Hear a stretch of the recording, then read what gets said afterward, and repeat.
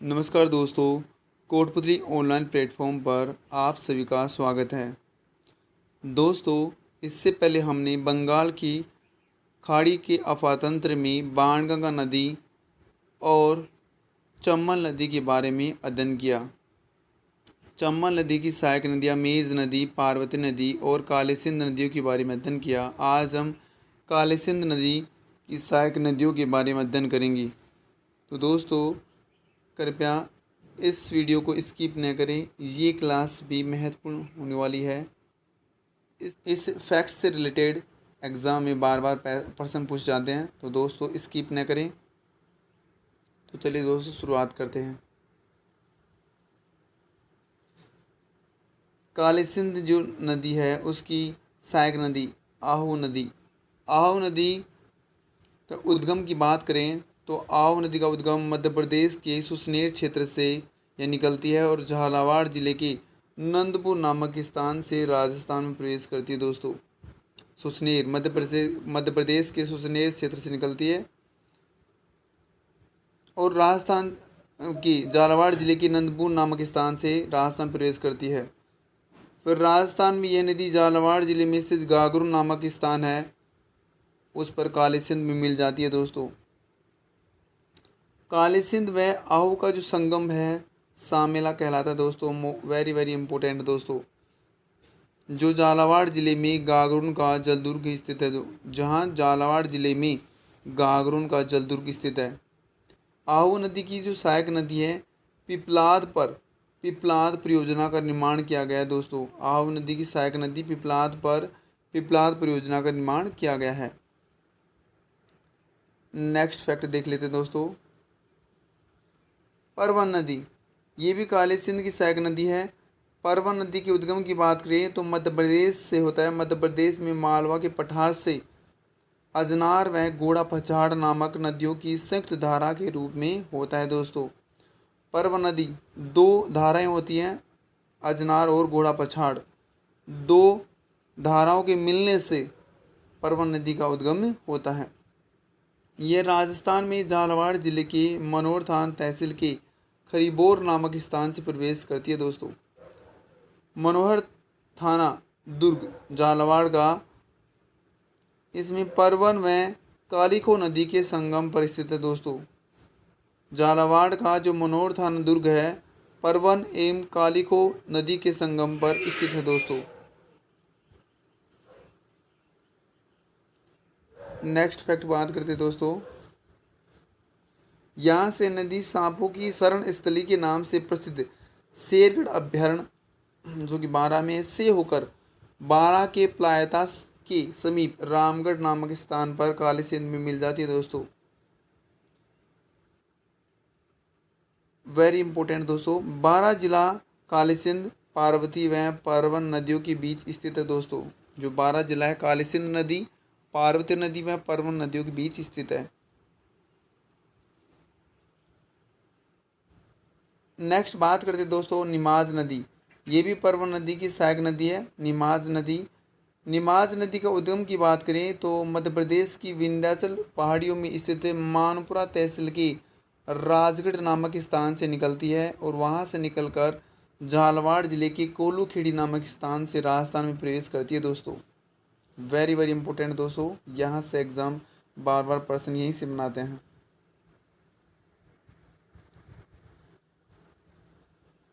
यहाँ से यह नदी झालावाड़ में आकर परवन नदी में मिल जाती है। दोस्तों, अकलेरा के नज़दीक मवासा नामक स्थान पर, झालावाड़ में अकलेरा है तो अकलेरा के नज़दीक है मवासा नामक स्थान पर परवन नदी में मिल जाती है।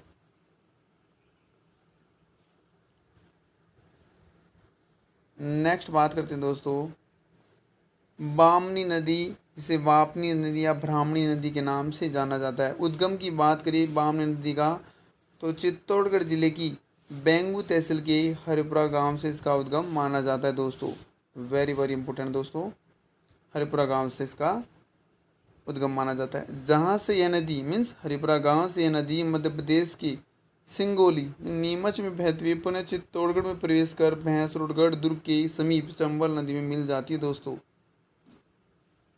भैंसरोडगढ़ दुर्ग की बात करें तो यह जलदुर्ग है जो ब्राह्मणी एवं चंबल नदी के किनारे पर स्थित है दोस्तों। भैंसरोडगढ़ कौन कौन सी नदियों के किनारे पर स्थित है? ब्राह्मणी नदी एवं चंबल नदी के किनारे। नेक्स्ट बात करते दोस्तों, बामनी नदी है, वहाँ से बीसलपुर बांध में पानी लाने के 89 किलोमीटर लंबी नहर ब्राह्मण बनास परियोजना के तहत बनाई गई है दोस्तों, बनाई गई। इसके लिए ब्राह्मण नदी पर भैंसरोडगढ़ के नज़दीक एक बांध बनाया गया, जिसके पानी को नहर से लिफ्ट कर बीसलपुर बांध में डाला गया दोस्तों। नेक्स्ट बात करते दोस्तों, बनास नदी। बनास नदी को वशिष्ठी, वर्णासा, वन की आशा आदि उपनामों से जाना जाता है। राजस्थान में पूर्ण बहाव की दृष्टि से सबसे लंबी नदी, पूर्ण बहाव की दृष्टि से राजस्थान में सबसे लंबी नदी बनास नदी है। कुल लंबाई इसकी 512 किलोमीटर दोस्तों।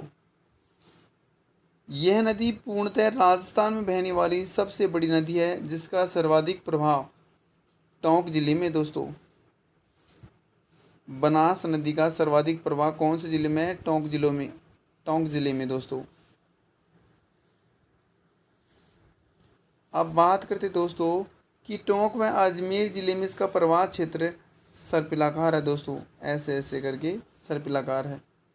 बनास नदी है, उसका उद्गम की बात करें तो राजसमंद जिला है, उसमें कुंभलगढ़ से 5 किलोमीटर दूर स्थित खमनोर या जसवंतगढ़ की पहाड़ियों पर वैरों का मठ से इसका उद्गम माना जाता है दोस्तों। अपने उद्गम स्थल से मीन्स वैरों की मठ से हैं उदयपुर, चित्तौड़गढ़ होते हुए भीलवाड़ा जिले में प्रवेश करती है दोस्तों।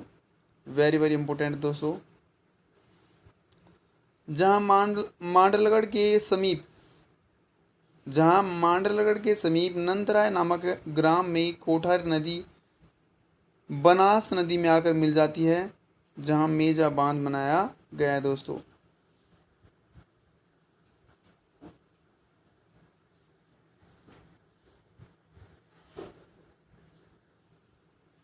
बिगोद भीलवाड़ा में बनास नदी में मीनाल व बेडज नदी मिलकर त्रिवेणी संगम बनाती है दोस्तों। टोंक की देवली तहसील के राजमहल गांव के नज़दीक बीसलपुर नामक स्थान पर खारी व डाई नदी बनास नदी में आकर मिलती है, जहां त्रिवेणी संगम बनता है दोस्तों। इसी संगम पर बीसलपुर बांध बनाया गया है। कनक सागर बांध बूंदी बनास नदी पर स्थित है दोस्तों। जो कनक सागर बांध है बूंदी का, वो बनास नदी पर स्थित है दोस्तों। वेरी वेरी इंपॉर्टेंट दोस्तों।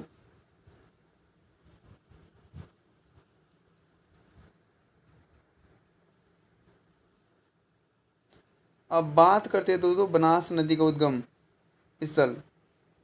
बनास नदी उद्गम स्थल से राजसमंद, राजमगरा, चित्तौड़गढ़, भीलवाड़ा, अजमेर, टोंक में बहती हुई अंत में सवाई माधोपुर जिले की खंडार तहसील के बड़वास गांव के पास रामेश्वरम धाम नामक स्थान पर त्रिवेणी संगम में सीप नदी के साथ चंबल नदी में मिल जाती है दोस्तों, या विलीन हो जाती है। कौन सी नदी के साथ? सीप नदी के साथ रामेश्वर धाम नामक स्थान पर। काफ़ी बार प्रश्न पूछा गया है दोस्तों। बनास नदी वेरों का जो मठ है खमनोर की पहाड़ी नामक स्थान से निकलती है। दक्षिण की ओर गोगुंदा के पठार उदयपुर में से प्रवाहित होती हुई पुनः राजसमंद में प्रवेश करके ये नाथ रेल मंगरा के पास से बहती हुई चित्तौड़गढ़ में प्रवेश करती है दोस्तों। वेरी वेरी इंपॉर्टेंट दोस्तों, परीक्षा की दृष्टि से पूरी स्लाइड ही इम्पोर्टेंट है दोस्तों, इसलिए स्किप ना करें, पूरा देखें। कुछ किताबों में बनास का प्रवाह क्षेत्र उदयपुर में नहीं माना, इसका प्रवाह 6 जिलों में माना जाता है दोस्तों। बनास नदी उदयपुर की गोगुंदा तहसील के पनेर, गुमान व निकोर गांवों के पास बहती है। बनास नदी है उदयपुर की गोगुंदा तहसील के पनेर, गुमान व निकोर गांवों के पास बहती है। इसकी सहायक नदियों की बात करें दोस्तों तो बनास नदी की सबसे प्रमुख सहायक नदी है बनास। जो नदी है बनास बनास नदी चंबल की सबसे प्रमुख सहायक नदी है दोस्तों। जो टोंक शहर है बनास नदी के किनारे स्थित है दोस्तों। टोंक शहर बनास नदी के किनारे स्थित है। इसकी प्रमुख सहायक नदियाँ देख लेते हैं।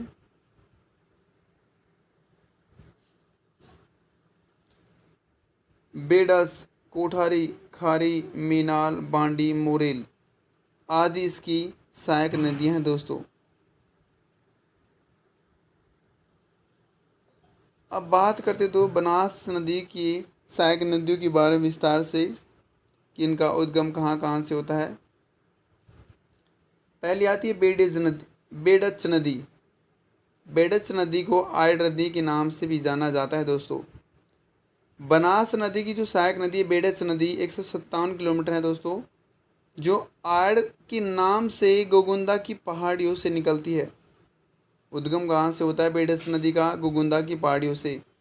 उदयपुर जो शहर है आयड नदी के किनारे स्थित है दोस्तों।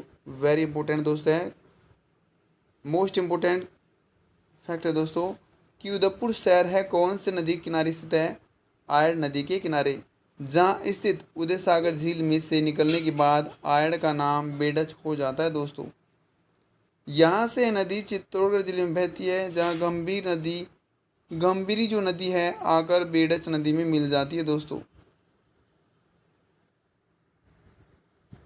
नेक्स्ट बात करते हैं दोस्तों, चित्तौड़गढ़ शहर बेडच व गंभीरी के संगम पर बसा हुआ है। चित्तौड़गढ़ शहर है बेडच व गंभीरी के संगम पर बसा हुआ है। वेरी वेरी इंपॉर्टेंट है दोस्तों। यहाँ से बेडच नदी भीलवाड़ा जिले की मांडलगढ़ तहसील के बिगोद में आकर बनास नदी में मिल जाती है। बेडच नदी बिगोद में आकर बनास नदी में मिल जाती है। जो बिगोद वो मांडलगढ़ तहसील में है दोस्तों। नेक्स्ट बात करते हैं दोस्तों गंभीरी नदी। बेडस की सहायक नदी है गंभीर नदी। इसका उद्गम की बात करिए तो मध्य प्रदेश के रतलाम जिले के जावद गांव से इसका उद्गम माना जाता है दोस्तों। जावद गांव से बेडस नदी राजस्थान में निम्बाड़ा चित्तौड़गढ़ में प्रवेश करके चित्तौड़गढ़ शहर के नज़दीक बेडस नदी मिल जाती है दोस्तों, जिसके समीप अपवासा गांव में गोसुंडा बांध बना हुआ है दोस्तों।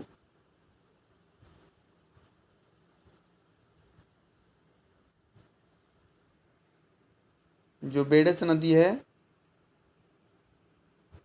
जो गंभीरी नदी है वो बेडस नदी मिल जाती है दोस्तों, जिसके समीप अपावास गांव में घोसुंडा बांध बना हुआ है दोस्तों। ये थे गंभीर नदी से रिलेटेड महत्वपूर्ण फैक्ट। नेक्स्ट आते हैं दोस्तों मानसी नदी। मानसी नदी का उद्गम की बात करें तो अजमेर ज़िले की सिलोरा की पहाड़ियों से इसका उद्गम माना जाता है दोस्तों। सिलोरा की पहाड़ियों से निकलकर यह नदी टोंक जिले में बहती हुई देवधाम जोधपुर टोंक नामक स्थान पर बनास में मिल जाती दोस्तों। नेक्स्ट आती है दोस्तों बांडी नदी। बांडी नदी का उद्गम की बात करें तो सामोद व आमलोद की पहाड़ियों से ही होता है, जो कि जयपुर जिले में स्थित है दोस्तों।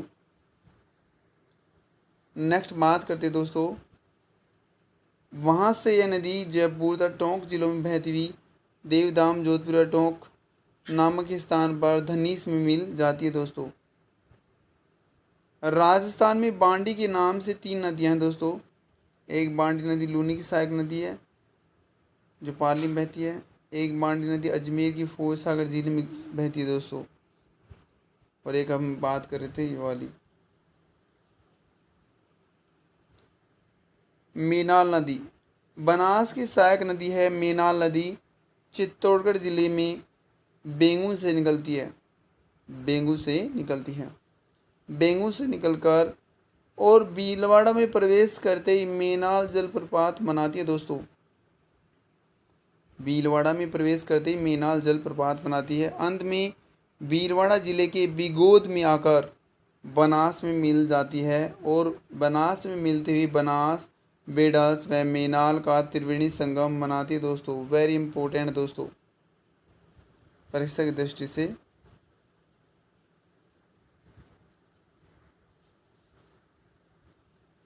नेक्स्ट बात करते दोस्तों मोरेल नदी। बनास की सहायक नदियों में से एक मोरेल नदी का उद्गम चैनपुरा गांव की पहाड़ी से होता है। मीन्स बस्सी, जयपुर की बस्सी से इसका उद्गम माना जाता है दोस्तों। यहाँ से निकलकर यह नदी सवाई माधोपुर जिले की खंडार तहसील के पास बनास नदी में मिल जाती है दोस्तों। मोरेल नदी है वो खंडार तहसील के पास बनास नदी में मिल जाती है दोस्तों। मोरेल नदी की सहायक नदी है डूंड नदी। अब डूंड नदी के बारे में बात कर लेते दोस्तों। डूंड नदी का उद्गम जयपुर जिले की असरोल की पहाड़ियों से इसका उद्गम माना जाता है दोस्तों, जो दौसा जिले में बहती हुई लालसोट के पास मोरेल नदी में मिल जाती है दोस्तों। मोरेल बांध जो है दौसा स्वाय माधोपुर सीमा पर बना हुआ है दोस्तों। मोस्ट इम्पोर्टेंट है दोस्तों, जिसका स्थान संसाधन विभाग की रिपोर्ट में दौसा में बनाया गया है दोस्तों। संस्थान जो है। नेक्स्ट बात करते दोस्तों कोठारी नदी। बनास की सहायक नदी है कोठारी नदी। 145 किलोमीटर इसकी लंबाई है। राजसमंद जिले में दिवेर की पहाड़ियों से निकलती है दोस्तों। इसका उद्गम कहाँ से होता है कोठारी नदी का? दिवेर की पहाड़ियों से। भीलवाड़ा में बहने के बाद मांडलगढ़ की नंदराय नामक स्थान पर आकर बनास नदी में मिल जाती है दोस्तों। नेक्स्ट बात करते हैं दोस्तों कोठार नदी पर भीलवाड़ा में बने मेजा बांध से भीलवाड़ा शहर को जल उपलब्ध कराया जाता है दोस्तों।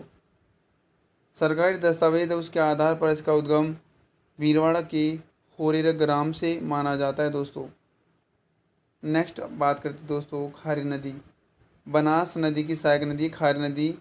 इसका उद्गम राजसमंद जिले की बिजराल पहाड़ी से माना जाता है दोस्तों। बिजराल पहाड़ी से खारी नदी का उद्गम माना जाता है।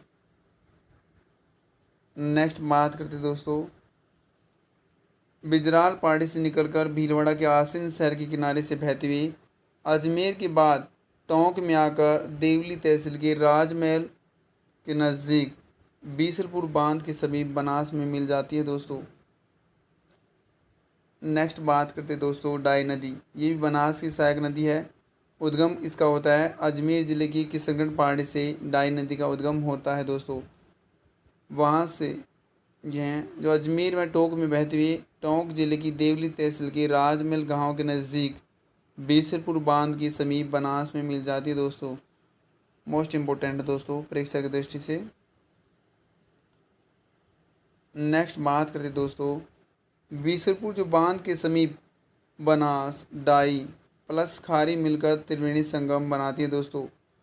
बीसलपुर बांध है वहाँ पर ये तीनों नदियाँ त्रिवेणी संगम बनाती है, बनास नदी, डाई नदी और खारी नदी। नेक्स्ट महत्वपूर्ण नदी बारे में बात करते हैं गंभीर नदी। इस नदी को उत्तर प्रदेश में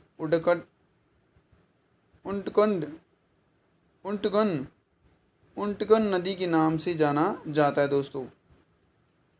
यमुना की सहायक नदी है गंभीर नदी दोस्तों। अब बात करते दोस्तों कि जो गंभीर नदी है इसका उद्गम करौली के समीप की पहाड़ी से निकलती है। कैला देवी के मंदिर के पीछे से होकर स्वाय माधोपुर, करौली, भरतपुर, धौलपुर में बहने के बाद उत्तर प्रदेश के रियठी गांव जो आगरा में जाकर यमुना में मिल जाती है दोस्तों। करौली के समीप की पहाड़ी से निकलती है दोस्तों। अब बात करते दोस्तों करौली में राज्य का सबसे बड़ा मिट्टी का बांध पांसरा बांध बना हुआ है दोस्तों, जो इसी नदी भद्रावती, बेसावटा, बरखेटा, एटा माथी से संबंधित है दोस्तों। फिर भरतपुर का सबसे बड़ा बांध अजान बांध वो भी इसी नदी पर बना हुआ है दोस्तों। नेक्स्ट बात करते दोस्तों गंभीर नदी की सहायक नदी पार्वती द्वितीय नदी दोस्तों। एक पार्वती नदी दोस्तों चंबल नदी की सहायक नदी है और एक पार्वती द्वितीय नाम से गंभीर नदी की सहायक नदी दोस्तों।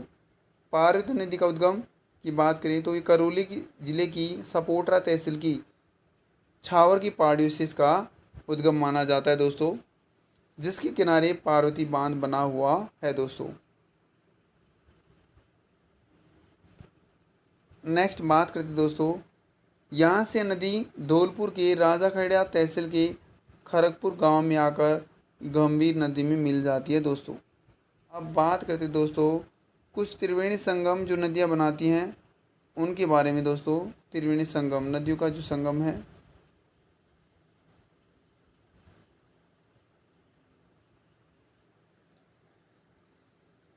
भीलवाड़ा जो ज़िला है, भीलवाड़ा ज़िले के बिगोद नामक स्थान पर त्रिवेणी संगम बनाने वाली नदियाँ कौन कौन सी हैं? बनास, बेडास, मेनाल नदी। ये मिसप्रिंट है दोस्तों, मेनाल नदी में इन तीनों नदियों का संगम होता है बिगोद नामक स्थान पर। फिर है टोंक जिले में राजमहल नामक स्थान पर 3 नदियाँ बनाती हैं, बनास, डाई और खारी नदी।